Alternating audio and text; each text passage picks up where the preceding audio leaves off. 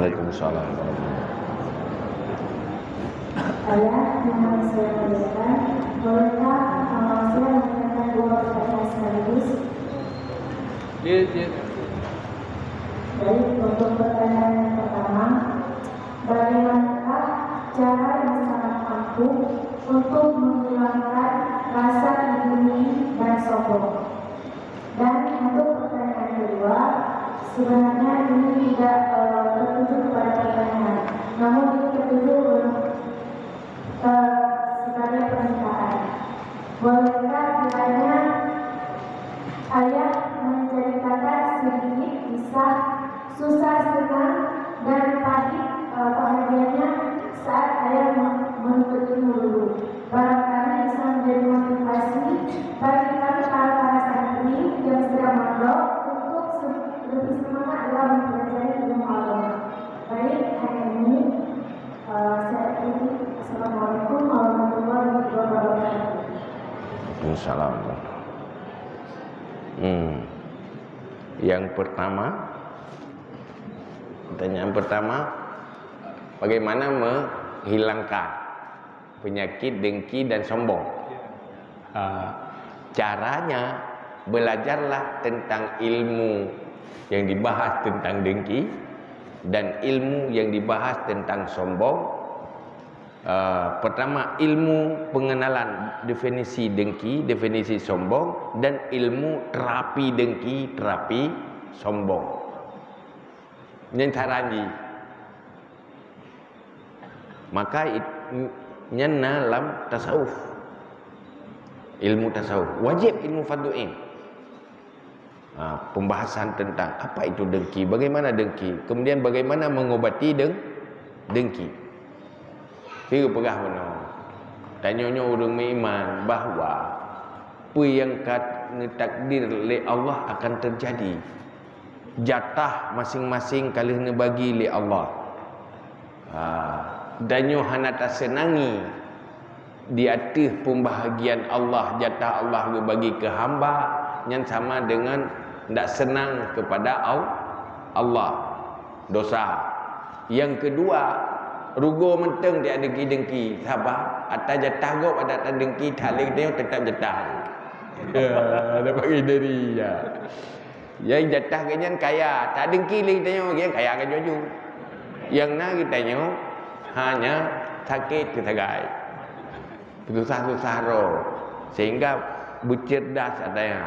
Yang hal-hal lagi yang dibahas sehingga timbul pola pikir yang benar tentang dengki sehingga kita tanya ingin menjauhkan diri dari dengki.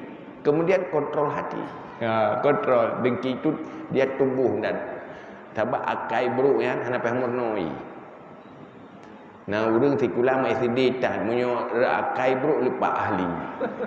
Dia profesor ya kan banyak pahmurno je akai buruk ya. Maka kontrol hati itu. Maka sarannya kalau untuk solusi bagi dengki dan takabur, sombong tidak selesai dengan sebuah jawaban. Dia butuh sebuah pembahasan. Menyungun jawab selesai, mengatap malim ya bu. Dia akan datang, pergi banyak jawab juga kan malim. Ada ikut bu ada malim. Cuma persoalan belajar, cari ilmu. Pertama semangat. Menyolong jak buat jamun ti anak pai. Menyopelepai membelah ribe yang nak ribe cuma. Mana semangat sabar. Semangat menjadi orang sabar itu sebuah kebanggaan. Tidak menjadi orang manja yang sebuah kebanggaan. Artinya senang menghadapi tantangan beratnya, senang. Lagi urung embahan tak pi senang. Pak pi cerok bola tu suruh lego tapi tidak tenang. Jadi tekad tenangnya nak apa je.